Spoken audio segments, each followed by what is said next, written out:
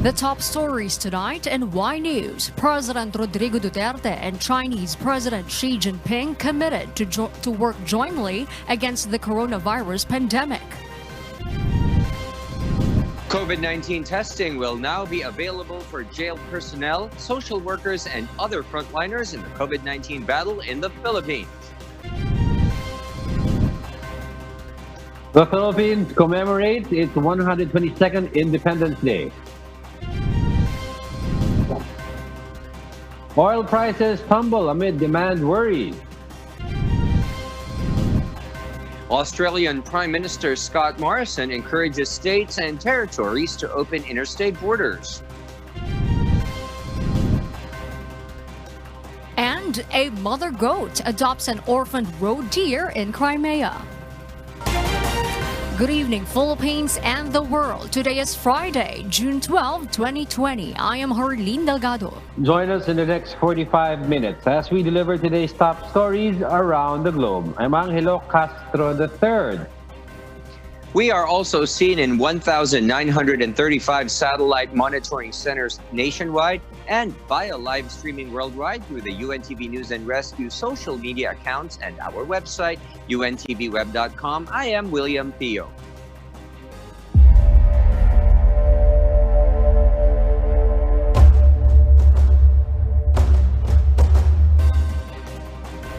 First in the news, President Rodrigo Duterte did not attend the celebration of the 122nd anniversary of the Philippines' Independence Day today due to the coronavirus pandemic. This as the number of people allowed in mass gatherings remained limited. But in his message for the holiday, he tells the Filipino people to use the opportunity to demonstrate the gallantry of heroes in battling COVID-19. As we wage united battle against COVID-19, we now have the opportunity to demonstrate that we possess the same gallantry of spirit and the nobility of character as the heroes of our past. Let us now move forward with courage, hope, and optimism as we overcome this pandemic. The Philippines and China expect stronger relationship and cooperation, more so in the middle of the coronavirus pandemic. Our Malacanang correspondent Rosa Licos will tell us why. Malacanang confirms that President Rodrigo Duterte and Chinese President Xi Jinping engaged in a 30-minute telephone conversation last night. The two leaders offer their commitment to work together in fighting the coronavirus disease pandemic and address its socio-economic impact.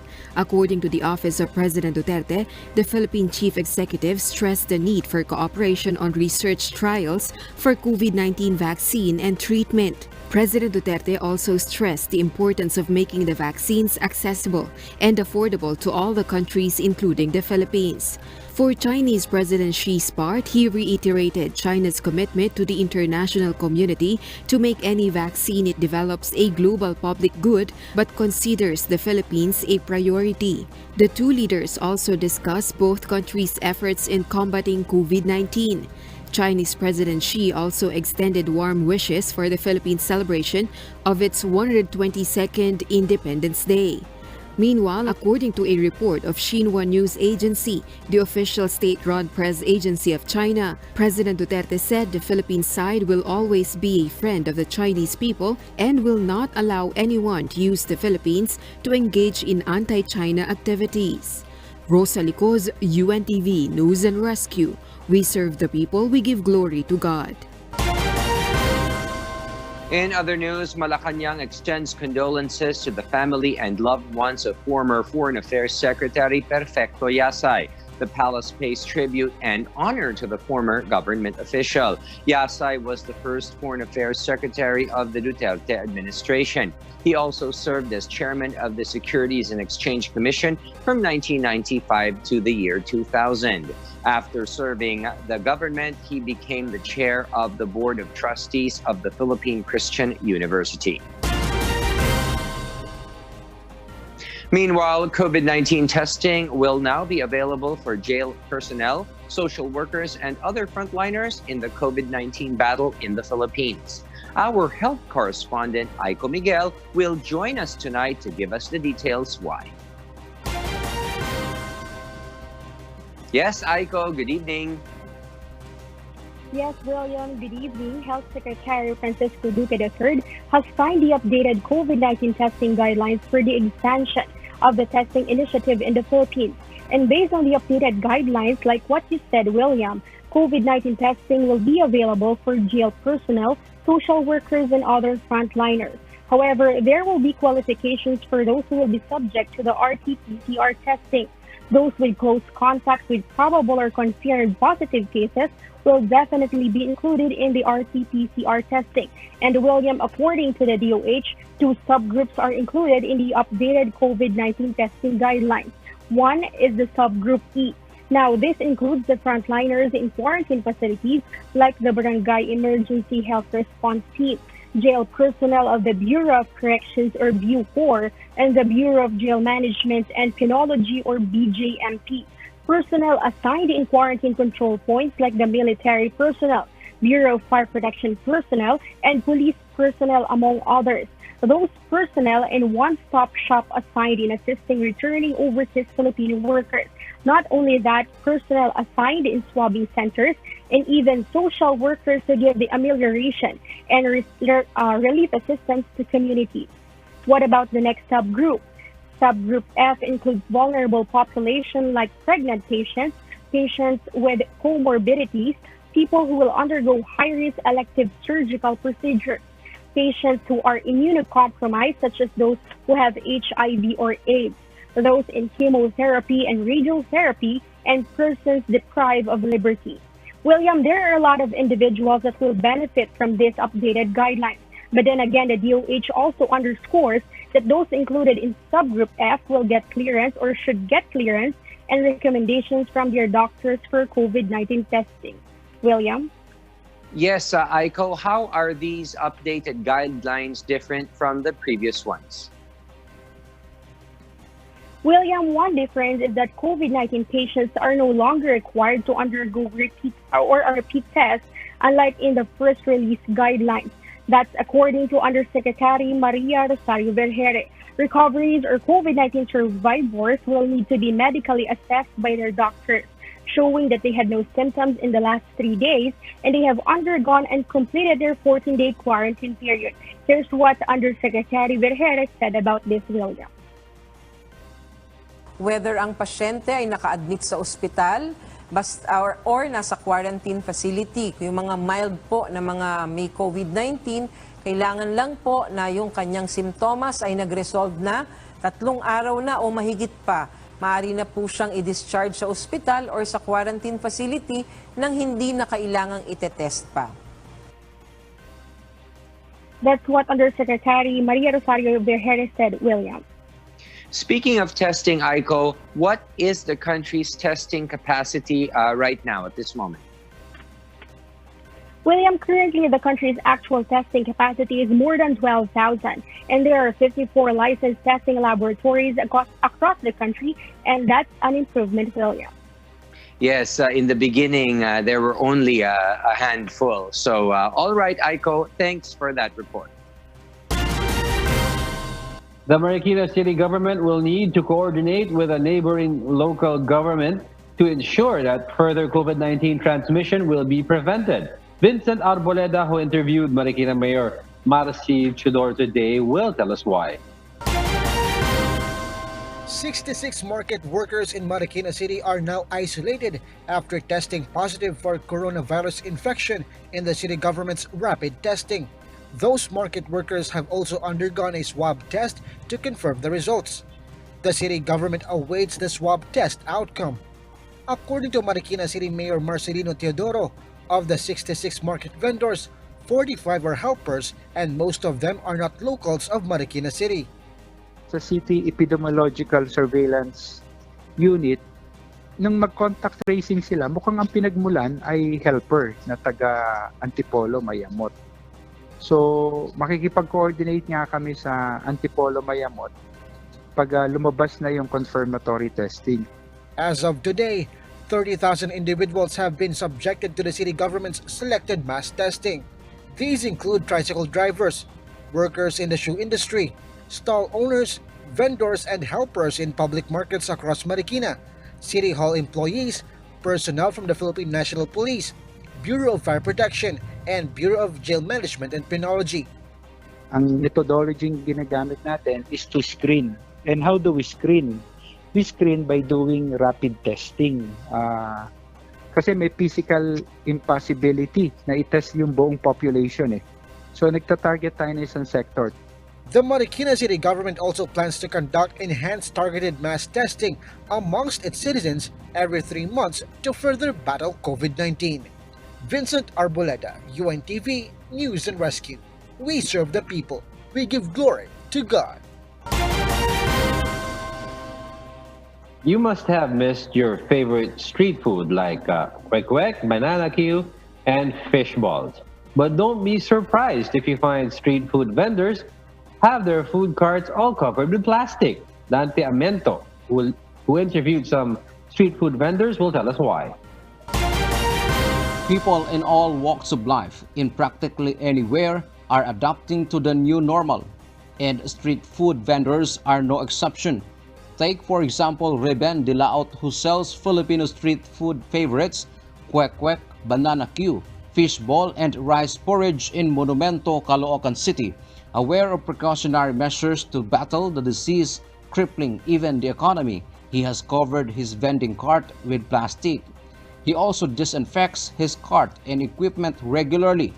And to prevent possible contamination of sauce, which always goes with kwek-kwek and fish ball, he allows customers to avail sauce but only for takeout. His utensils are all disposable. Hindi kagaya nung una, yung ginagamit natin ito, yung mga mangkok. Tapos kutsara na stainless, tapos ilalagay doon, hugasan. So ngayon, iba na. Nagagawa na tayo ng baso, diretso tapo na. Tapos, yung styro bowl. He also reminds his customers to strictly observe physical distancing. Reben admits that his daily sales reduced by half of what he used to earn before the COVID-19 pandemic. Even Jonah Matula, who also sells kwek-kwek, says her products are for takeout only. She also refuses to serve customers who do not wear a face covering. Para makaiwas po tayo sa sakit ngayon na kumakalat. Even neighborhood eateries have made some adjustments to comply with minimum health standards and protect their customers from coronavirus infection. Elva Vinigas has also covered her eatery with plastic and serves customers for takeout only. Kunti-kunti na lang yung niluluto namin kasi kung ano lang yung tansya naming mauubos, yun na lang ang niluluto namin, hindi na sobra. For Elva, it's better to gain minimal income while being cautious than not being considerate of others' safety. Dante Amento, UNTV, News and Rescue. We serve the people. We give glory to God. The science and technology company says that with its COVID-19 antibody cocktail, it's not a distant hope. And if the trial of its antibody cocktail goes well, broad use could begin by end of August. Aaron Romero details why. Regeneron Pharmaceuticals Inc. on Thursday said it has begun human testing of its experimental antibody cocktail as a treatment for COVID-19. According to Chief Scientific Officer George Yankopoulos, the trial has an adaptive design and could quickly move from dozens of patients to eventually include thousands. This is not some distant hope in the future. We announced that we already treated our first patient with this cocktail and that moreover, we're moving very rapidly into a collection of studies that can hopefully show in the not too distant future whether this approach really is making a difference in essentially all facets of coronavirus disease. Yankopoulos added if the trial goes well, broad utilization could begin by the end of summer. The dual antibody called Regeneron-CoV-2 is being compared with a placebo treatment in hospitalized COVID-19 patients and in COVID-19 patients who have symptoms but are not sick enough to be hospitalized. Regeneron also plans to study Regeneron-CoV-2 for preventing the infection in people at high risk of exposure, such as healthcare workers, and in uninfected people with close exposure to someone who has tested positive for the virus. What these antibody cocktails do is what the body normally does, is they literally cover the virus, block it from being able to stick to human cells, but make it attract what are known as macrophages, these white cells that'll just gobble up and kill the virus. Regeneron said its treatment could be useful even if a COVID-19 vaccine is developed, since the elderly and people with compromised immune systems often do not respond well to vaccines. Yankopoulos said even though Regeneron does not yet have proof that Regeneron-CoV-2 is effective, the company has worked with the FDA to move other manufacturing to its plant in Ireland, clearing the way for production of the antibody compound at its New York manufacturing facility. Regeneron Allos announced Thursday that science has accepted for publication 2 papers describing the creation of its novel 2 antibody cocktail, Regeneron-CoV-2. The publications will be available online on Monday. Aaron Romero, UNTV News and Rescue. We serve the people, we give glory to God. And now let's take a closer look at the updated count of coronavirus cases around the world. The COVID-19 pandemic has reached a total of more than 7.5 million confirmed cases. The fast-spreading disease has claimed over 421,000 lives, while more than 3.5 million patients across the globe have recovered from the new coronavirus infection. As of today, there's no addition to the 188 countries, regions, and sovereignties hit by the coronavirus pandemic. Let's also take a glimpse of the numbers in countries with the most recoveries. More than 540,000 patients have recovered in the United States of America out of its more than 2 million cases, while in Brazil, more than half the number of cases have recovered. On the other hand, Germany records the highest recovery rate with almost 92% of its more than 182,000 patients recovering from the said disease. Thanks be to God. Meanwhile, the country's Department of Health says that 615 new cases were reported today, raising the total confirmed cases of coronavirus infection in the Philippines to 24,787. That is, as of 4 p.m. today. We have lost 16 more patients. But through our fervent prayers, medical interventions, and sacrifices of our medical frontliners, 289 more people have won their battle against the invisible enemy. That brings the total recoveries nationwide to 5,454. Thanks be to God. Registration for online selling business in Baguio City is temporarily suspended. In a resolution signed by Mayor Benjamin Magalong, the City Council says that requirements for the registration of online businesses, as well as the amount of taxes to be imposed, should be further reviewed. One reason for this is the different concept of online selling, like how it uses technology and its capacity to reach individuals in diverse locations. To add to that is how earning online is different from businesses with physical structures. Mayor Magalong has been enforcing the registration and business permit acquisition for online businesses in the city.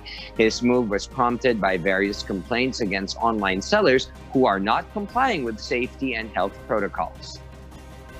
There are more than 250 unregistered online sellers in Baguio City who offer food and various items.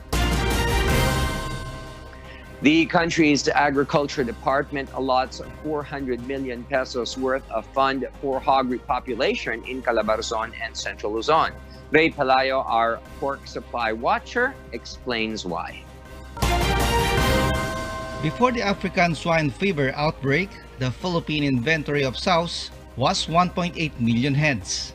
According to Agricultural Group, Samahan ng Industriya at Agrikultura or SINAG, around 600 to 700,000 of these hogs were in Luzon.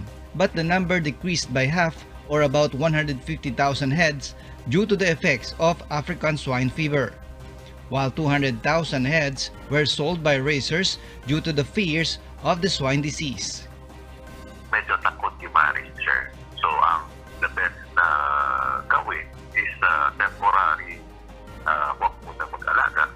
And ginawa is binenta yung mga inahin. The updated zoning map of the Bureau of Animal Industry shows that most parts of Central Luzon, some portions of Calabar Zone, and Northern Luzon are red. This means those areas were infested by ASF. On the other hand, most parts of Visayas and Mindanao were green, which means they are free of ASF.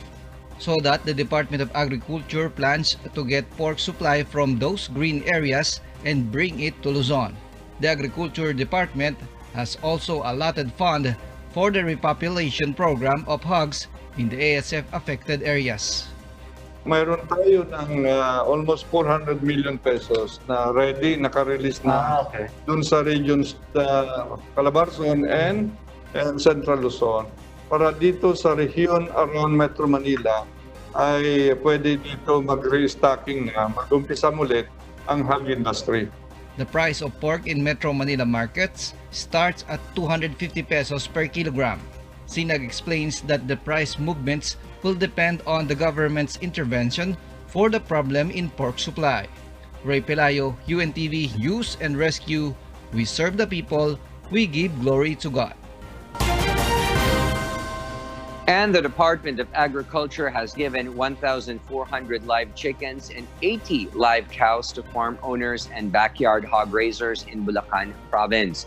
These were in exchange for the hogs they lost to African swine fever or ASF. 140 farmers received 10 chickens each, while 80 others received 1 live cow each. Sana alagaan nila yung mga hayop na ibinigay sa kanila. Sana ito'y makatulong sa kanilang kabuhayan. No? Maparami sana nila yan para naman ito'y maging source ng extra income sa kanila. Aside from cows and chickens, the Agriculture Department and the provincial government of Bulacan will give away goats to other farmers with ASF-stricken hog farms.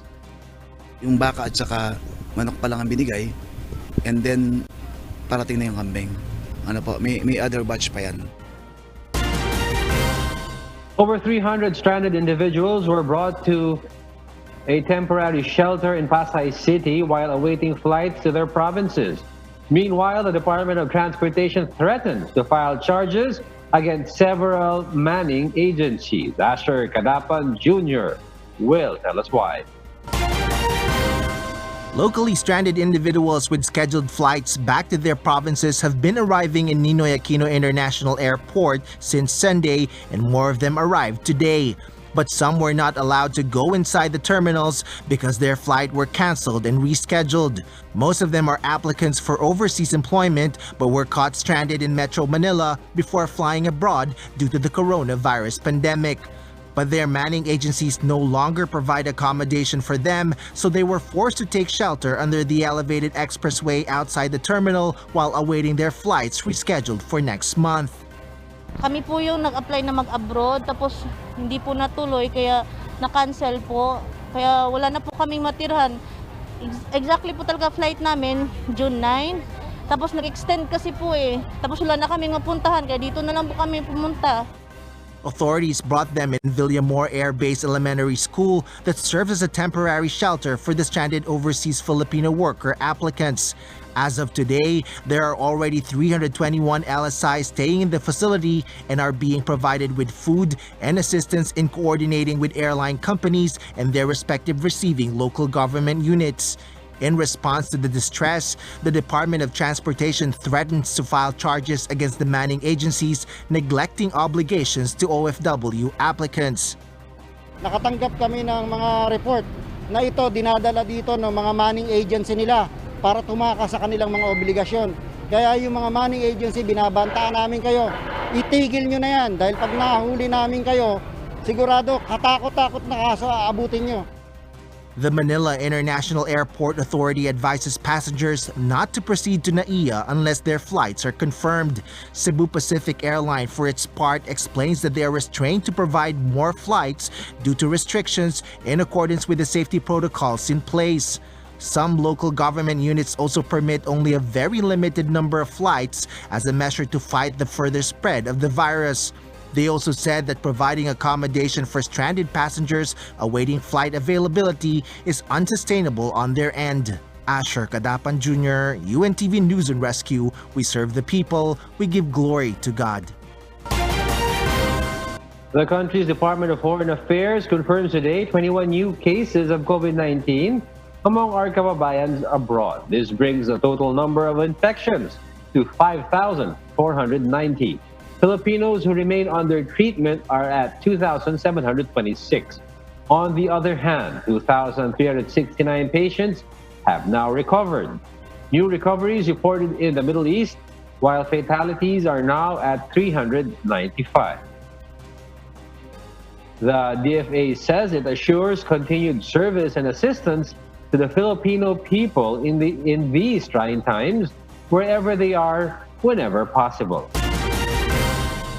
Global oil prices dropped considerably this week as investors grew concerned over a re-acceleration in virus infections, which could dampen the outlook for crude demand.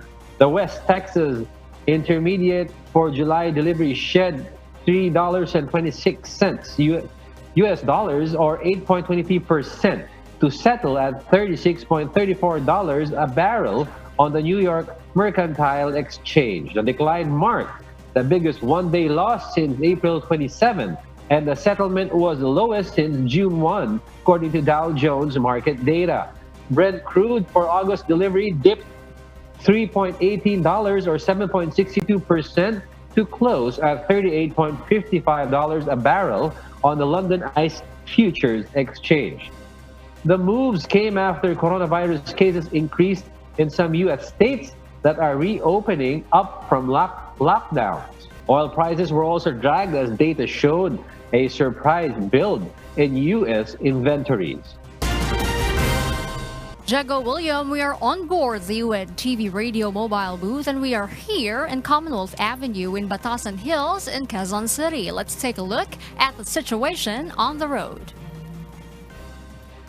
Jago Williams, so far, those who are on their way to Fairview, we have a light traffic situation here in our area. There is no unimpeded flow of traffic. However, we expect a same situation on the other side of the road for vehicles traversing the Commonwealth Avenue, going to Elliptical Road to EDSA Quezon Avenue. Just a quick reminder, those who are applying slippery roads due to rain showers, slow down and take extra caution while on the road. And for our weather update.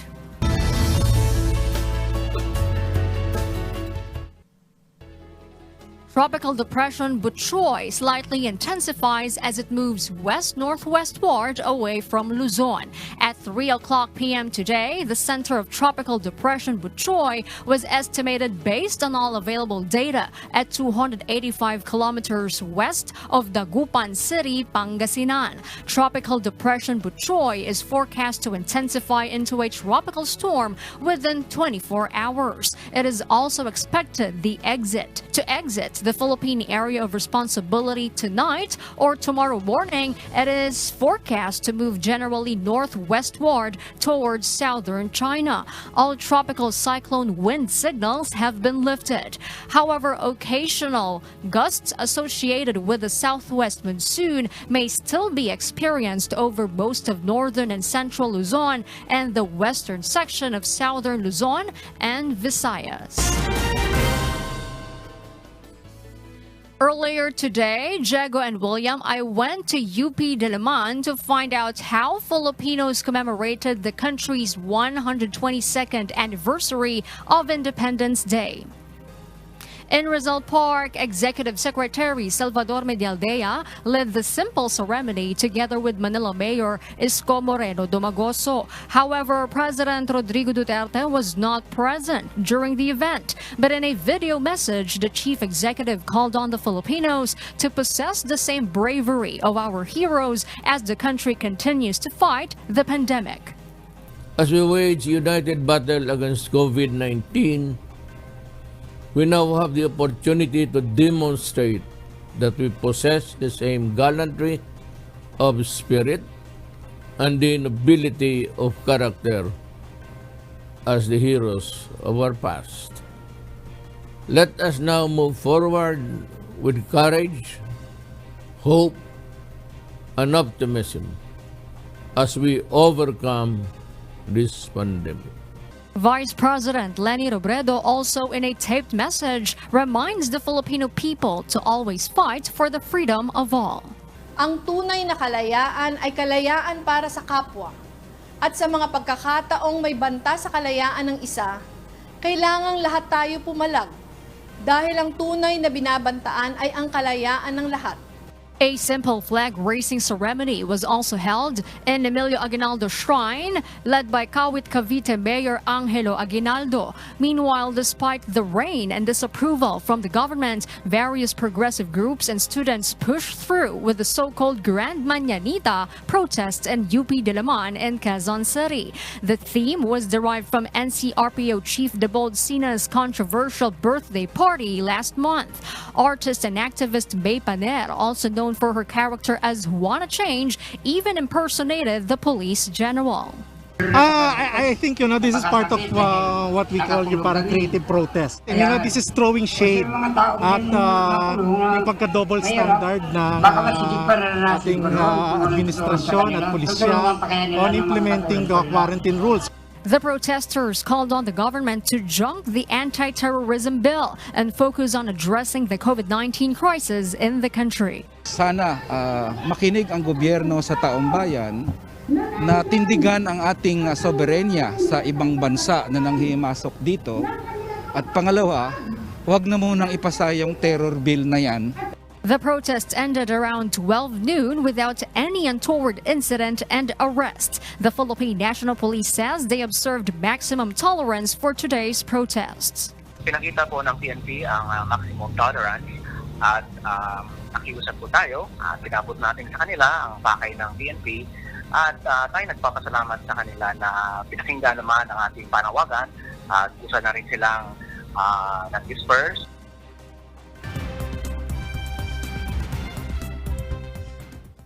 And for the news abroad, here's Mariel Latoza live from Perth, Australia.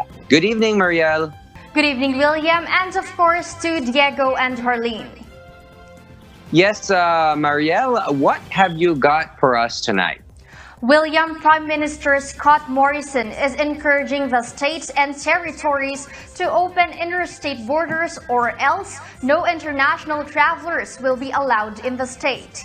At a National Cabinet meeting earlier today, he has acknowledged Queensland for nominating July 10 for opening its borders for interstate travelers after stating last month that it could remain closed until September. Of the other states and territories, South Australia will reopen in July 20 but still seeking advice if travelers will still need to self-isolate. On the other hand, Western Australia remained the only state that will not likely to open next month, which the Prime Minister said is not following a National Cabinet position. However, existing restrictions will be eased on July, such as lifting the 100-person cap for events to be replaced by the 4-square-meter rule, while stadiums with 40,000 seats or less can now accommodate 25% of their capacity. International students with pre-existing arrangements would also be permitted to return to the country, subject to the receiving state opening its borders to travelers from within the country as well. Chief Medical Officer Dr. Brendan Murphy reported on the continuing low level of community transmission, and political editor Chris Ullman said there is little reason to continue with the restrictions. He stated that Australia's strategy is suppression, not elimination, and unlikely to return to our coronavirus lockdown. Aside from Regeneron, which our fellow Aaron Romero reported earlier, an experimental drug developed by an Australian researcher could help prevent deaths from COVID-19. Professor Sean Jackson from the University of Sydney and the Heart Research Institute is leading a team of researchers developing a new anti-clotting medicine to treat stroke. The group says the drug can help by controlling the formation of blood clots responsible for breathing difficulties, organ failure, stroke, and heart attack. Following successful phase 1 trials in 72 healthy patients, the researchers now want to urgently move into phase 2 trials by testing the effectiveness and safety of the drug in critically ill COVID-19 patients. Jackson said phase 2 trials of the drug, which is administered intravenously, will need to be done overseas because there were not enough severely ill patients on ventilators in Australia. Elsewhere in South Korea, the government will extend its prevention and sanitation guidelines against the coronavirus until daily new infections drop to single digits. That is what the South Korean health minister said today, failing which he warned of a return to tough social distancing measures. The announcement came as such cases persist in the mid-double digits following a series of new clusters in the area around Seoul with 56 new cases on Thursday, taking the national tally to 12,003 and 277 deaths. Authorities will review whether to return to intensive social distancing if daily infections hover in that range, Health Prime Minister Park Geun-hye told on a briefing. Tough social distancing rules will be considered if 50 daily infections persist for more than 2 weeks, depending on the number of new outbreak clusters, Park added. 지금 저희가 좀 고민하고 있는 거는 These guidelines are aimed at cutting the series of infections centered in the Seoul area while minimizing damages in schools and business that could result in a return to social distancing. These guidelines are aimed at cutting the series of infections centered in the Seoul area while minimizing damages in schools and business that could result in a return to social distancing.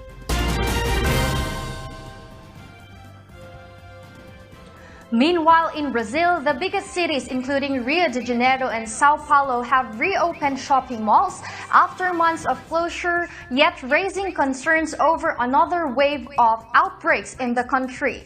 In Rio de Janeiro, malls are allowed to open 8 hours a day between noon and 8 in the evening. Shoppers need to get their temperature checked and hand sanitized before entering the mall.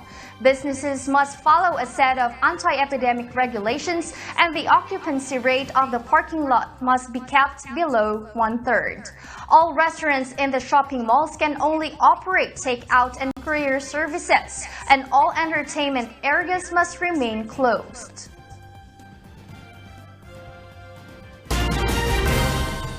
And in the United Kingdom, April saw record UK GDP fall of 20.4%. According to UK's Office for National Statistics, that is the largest fall since monthly records began in 1997. That is 23 years ago. The figure reflects record widespread falls in manufacturing, services, and construction output, data show. April was the first full month to reflect the impact of Britain's lockdown. And those are the reasons behind the news here in Australia and other parts of the country. Back to you, William. Yes, thank you very much, Maria Latosa. Thank you, and stay safe there in Perth, Australia.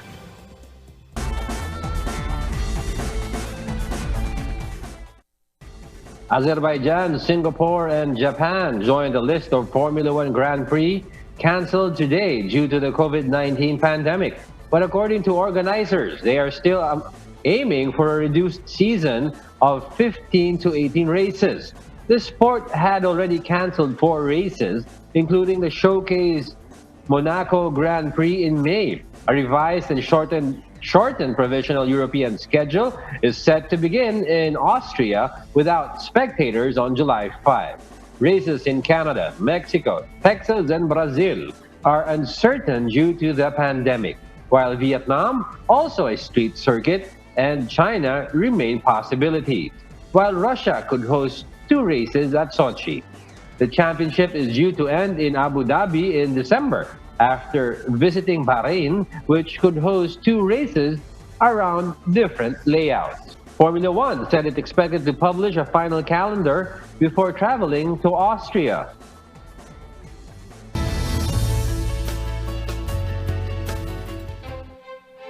One problem of cyclists and motorcycle riders is the rainy season because roads are slippery and wet. Here are some safety tips that bike enthusiasts and motorcycle riders should remember during the rainy season, from one of our senior correspondents, Mon Hokson. Mass transport is not yet allowed in many parts of the country. That is why we have seen these past weeks that roads are filled with bicycle riders and motorcycles. But with the onset of the rainy season in the Philippines, cyclists and motorcycle riders might find it hard to ply roads, and their safety might be jeopardized. Ronald, a cyclist, though he wanted to save money by not spending for car fuel, is forced to use a car because of the rainy season. Una, madulas yung daan. Kasi yun yung dahil madalas na nasesemplang ng isang siklista eh. Wala naman tayong bike lane. Napakadalang ng bike lane dito sa mga kalsada natin. Based on data from the Metropolitan Manila Development Authority or MMDA, more than 900 bicycle-related accidents were recorded in Metro Manila in 2015, and that number increased by 14% 1 year after. EDSA Traffic Chief Bong Nebriha admitted bicycle-related accidents are inevitable, especially that the fully functional bike lane is not available on EDSA. All bikers need to make themselves visible. Magsuot ng reflectors, maglagay ng ilaw, in front and at the back, no? You wear something, visible, wag yung mga dark colors. And yun nga, kung magre-raincoat tayo na tayo ng isin-isin, tsaka yung may reflectors siya sa ama. Lalo na ng tag-ulan, mahirap na tayong makakita, mas lalo mahirap din tayong makita. Nebriha appeals that everyone must do their part to avoid such accidents. Here are some more tips that riders should remember to avoid mishaps on the road. First, lower your tire pressure. Skinny tires with higher tire pressure make it difficult to maintain tire traction on the road. Wider tires will increase the surface area of your tires and improve your grip on the road. Second, reduce your speed. Poor road conditions and visibility mean you won't have as much time to react to hazards. Adjust your speed accordingly to account for it taking twice as long to come to a complete stop in the rain as it does in dry conditions. Third, stay away from painted lines. Painted lines on the road are dangerously slick, much slicker than the rest of the road. Fourth, stay seated. Standing to sprint or climb up a hill puts more weight on the front wheel, which can cause you to lose traction on the rear wheel. Fifth, watch for rainbow patches. If you stare down at the road when you're riding in the rain, you'll likely notice rainbow-colored patches. These patches will be slick and can cause your tires to slide. And sixth, steer clear of puddles. While you might not be able to avoid them all, puddles can be dangerous because you can't see any hazards beneath them. With the current condition of our roads and the lack of good infrastructures, bike riding is dangerous. Ronald has this appeal to the government. Magkaroon ng designated talaga na daan para sa mga siklista. Iwas disgrasya, tapos maiengganyo natin ang mga tao na magbisikleta. Mon Hokson, UNTV News and Rescue. We serve the people, we give glory to God. Love truly comes in different forms and sources. By nature, humans are capable of loving and be a source of love. But so can domestic animal species. Now, an orphaned baby roe deer will not be wanting milk again. Here's the story why from Nina Armilio. Baguio Miniature Park in the heart of the Crimean Peninsula got richer with an unusual animal family, a goat and an adopted roe deer cub. The cub, now named Silverhoof after a Russian fairy tale character, was found alone in a forest in the south of the Russia-annexed region and brought to the miniature park. So we picked it up and brought to Baguio. Here, a goat lives and she agreed to bring the roe up. Now they are friends and feeding problem is solved. The goat, called Rosa, assumed the role of a stepmother and feeds the cub every 3 hours. Zelenko plans to keep the roe in the park as it is already accustomed to people, which makes it an easy prey for any hunter. In the last 2 days, the roe cub took on weight. It feels wonderful, and it jumps just as a real Silverhoof. I hope they get on well with the goat and will live in our zoo. The miniature park combines minimized replicas of Crimea's top architectural sites and a zoo with a variety of animals, including coatis, raccoons, deer, alligators, and vultures. Many scientists believe that most adoptions among animals happen due to their feelings of empathy for others. This capacity for empathy leads animals to adopt others to relieve pain, hunger, or loneliness in themselves or in the babies. If animals have this capacity for empathy, so must humans, as we have all learned that love comes in many different forms and sources. Nina Armilio, UNTV News and Rescue. We serve the people. We give glory to God. And those are the reasons behind the news, June 12, 2020. I am Harleen Delgado. We serve the people. We give glory to God. Reasons we deliver to you as they unfold. I'm Angelo Castro III. And I am William Theo. Because we need to know, we will always ask why. Have a great evening.